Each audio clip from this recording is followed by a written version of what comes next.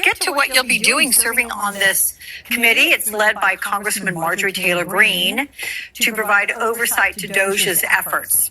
Do you know why they went after access to the federal government's payment system? I have no idea, but I don't have any positive thoughts when it comes down to it.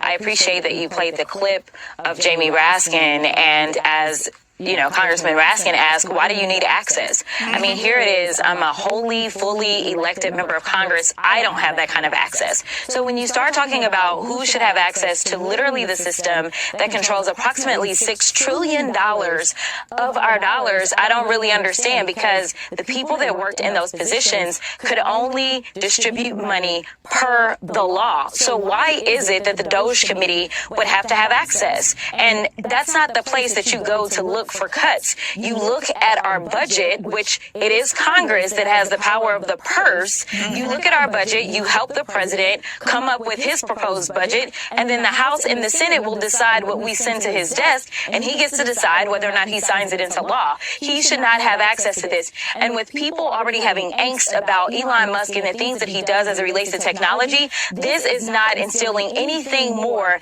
than another layer of fear, especially since normally when you are going to be in a position like that, you have to go through security clearances. And let me tell you, some people think security clearances are all about whether or not you have a warrant or not. No, they look at whether or not you have some sort of divided interest. They look at whether or not you have good credit. They look at so many other things. And we're talking about someone who's unelected, unvetted, and definitely unconfirmed that is now literally sitting atop our $6 trillion, and we don't know what it is that he's doing, and we honestly don't know what role he has. Look, you have well articulated some of the bad thoughts as you described them at the top here. The question is, does Musk's team now have the power to actually disrupt federal payments? In my opinion, they do, but I honestly don't know. We still don't know really what DOGE is in the first place.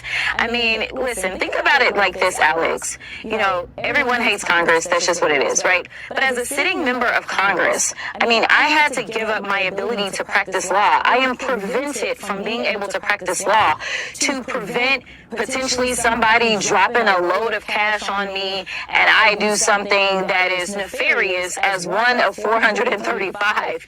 And now we're talking about a guy who literally gets government contracts from the United States and has not had to divest, has not had to, I mean, it is really awful. And I know right now people are asking whether or not their IRS refund checks are going to be affected. We don't know if this is more DEI.